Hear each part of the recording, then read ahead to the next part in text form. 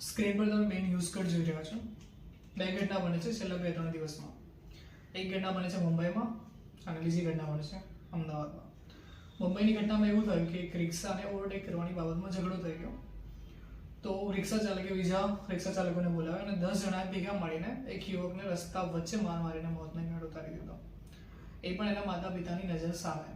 અને લોકો as usual મોબાઈલમાં વિડીયો ઉતારતા રહ્યા, જેવું તેઓ હંમેશા કરતા હોય છે.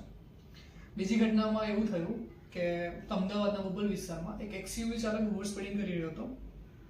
તો એક બાઇક સવાર એને ટકોર્યો. તો એક્સયુવી ચાલકે છરીના ઘા મારીને પ્રિયાંશુ જૈન નામના યુવકની જાહેરમાં હત્યા કરી દીધી.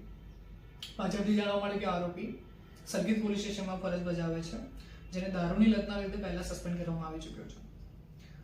વાત જોવા જઈશું તો બંને ઘટના એકદમ સિમિલર છે.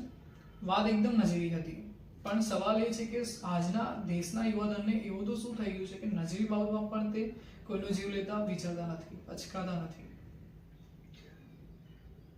સવાલ એ પણ છે કે શું મૂવીઝ, વેબ સિરીઝ, ગેમ્સ આ બધામાં બતાવવામાં આવતી હિંસા દેશના યુવાધન પર હાવી થઈ રહી છે?